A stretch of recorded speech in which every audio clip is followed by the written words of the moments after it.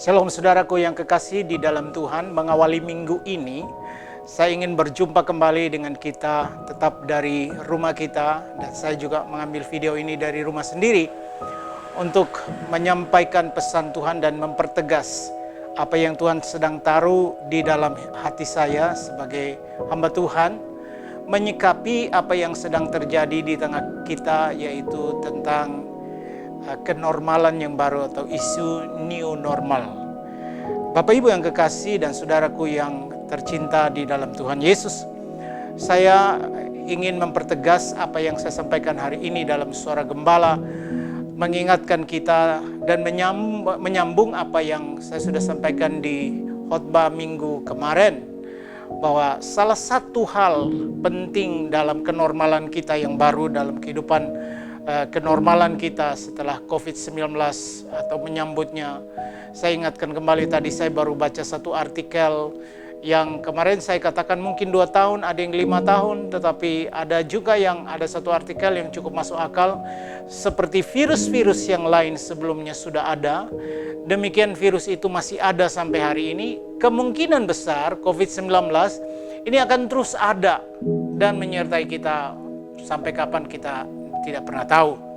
Tetapi pola hidup kita, cara kita hidup, harusnya kita yang mengubahnya supaya kita lebih baik. Nah, kemarin saya tekankan satu hal penting, bahwa hal yang terjadi di alam nyata itu paralel dengan alam yang tidak nyata atau dunia rohani. Itu sebabnya kita harus menyikapi dengan baik. Nah, kemarin saya ingatkan kita bahwa salah satu hal penting dalam kenormalan yang baru adalah membangun keintiman dengan Tuhan, membangun persekutuan dengan Roh Kudus, dan mulai berdoa dalam pimpinan Roh Kudus. Nah, hari ini saya ingin menekankan bahwa pentingnya kita berdoa dalam pimpinan Roh Kudus. Jadi berdoa dalam pimpinan Roh Kudus. Mengapa saudara kita perlu berdoa dalam pimpinan Roh Kudus? Karena di dalam Roma 8 ayat 26 dikatakan, demikian juga Roh membantu kita dalam kelemahan kita, sebab kita tidak tahu bagaimana sebenarnya harus berdoa, tetapi Roh sendiri berdoa untuk kita kepada Allah dengan keluhan-keluhan yang tidak terucapkan. Dari ayat yang barusan kita baca, kita sadari 2 hal. Bahwa kita manusia lemah, Roh yang membantu kita dalam kelemahan. Dan yang kedua, Rasul Paulus mengingatkan bahwa sebetulnya kita tidak tahu bagaimana itu berdoa. Nah, saudara berkata, saya tahu kok Pak, saya tahu kok berdoa itu ngomong sama Tuhan, curahkan, sampaikan list-list kita kepada Tuhan. Nah, saudara, dalam banyak hal kita sadari bahwa dalam kita berdoa, banyak kita salah berdoa karena yang kita sampaikan adalah keinginan-keinginan kita. Padahal inti dari doa adalah doa merupakan sarana untuk kita intim dengan Tuhan. Lewat doa kita bergaul karib dengan Tuhan. Dan ketika kita bergaul karib dengan Tuhan, Tuhanlah yang akan menaruh isi hatinya ke dalam hati kita, sehingga kita berdoa kepadanya sesuai dengan apa yang Dia mau gitu. Karena doa yang efektif adalah berdoa sesuai dengan kehendak Allah. Dan ketika doa kita selaras dengan kehendak Allah, maka doa kita pasti akan dijawab Tuhan. Jadi doa bukanlah menyampaikan list-list kita, permintaan kita. Itu sebabnya kita perlu Roh Kudus untuk menolong kita dalam setiap doa kita. Nah, di dalam 1 Korintus 2:10 dikatakan, tidak ada yang tahu tentang Allah itu dan yang ada dalam pribadi Allah, dalam hati Allah, selain daripada Roh Allah itu sendiri. Jadi jika kita samakan persepsi ini, bahwa kita lemah, kita sebetulnya tidak tahu bagaimana kita harus berdoa, karena kita tidak pernah tahu apa yang ada dalam diri Allah. Tetapi Roh Kudus telah diberikan kepada kita, Dia bersama dengan kita, dan Dia tahu apa yang ada di dalam dirinya Allah. Itu sebabnya ketika kita bergaul dengan Roh Kudus dan mengizinkan Roh Kudus menolong kita dalam doa kita, maka doa kita pasti selaras dengan kehendak Allah. Mengapa saudara?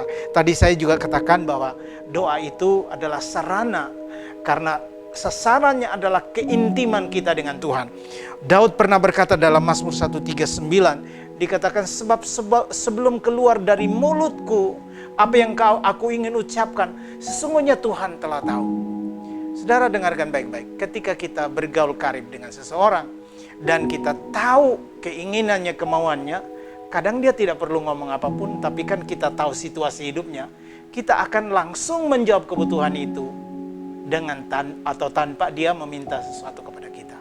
Nah, Alkitab katakan begini, Yesus katakan, kalau kamu yang jahat saja tahu memberi pemberian yang baik kepada anak-anakmu, apalagi Bapakmu yang di sorga. Jadi saya mendorong kita untuk hidup dalam kenormalan yang baru, yaitu hidup dalam pimpinan Roh Kudus. Hal yang harus kita bangun adalah mengizinkan Roh Kudus menolong kita di dalam doa kita. Saya punya banyak pengalaman, saudara.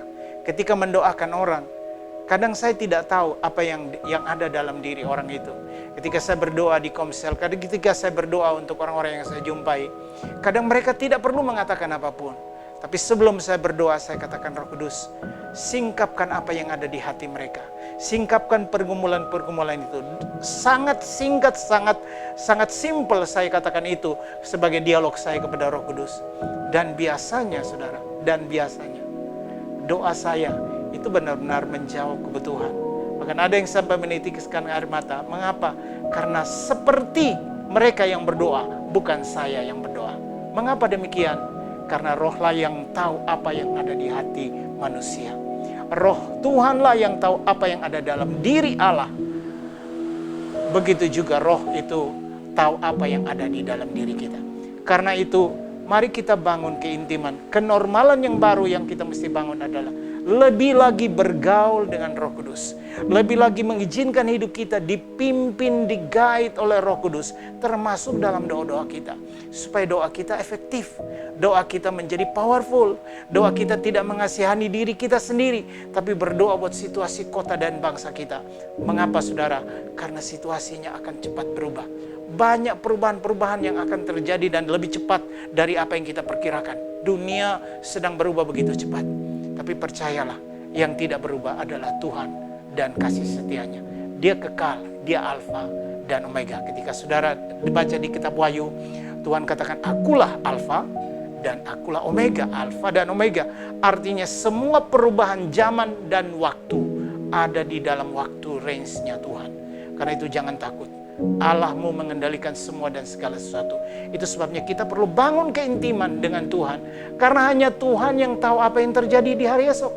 Kalau kita bergaul dengan Roh Kudus akan menolong kita supaya kita mengantisipasi situasi yang mencelakakan kita, situasi yang akan merugikan kita, situasi yang akan membuat kita blunder di beberapa bulan atau tahun ke depan. Hanya Roh Kudus yang tahu. Karena itu di momen ini, sementara kita menantikan momentum nanti minggu depan kita akan ada di hari pencurahan Roh Kudus, memperingatinya pencurahan Roh Kudus 2000 tahun yang lalu. Biarkan hari-hari ini kita biasakan diri untuk bangun keintiman dengan Tuhan, lebih lagi bergaul dengan Roh Kudus. Izinkan Roh Kudus membantu kita dalam kelemahan kita, menolong kita dalam ketidaktahuan kita, supaya kita berdoa dengan lebih efektif. Tuhan Yesus memberkati saudara.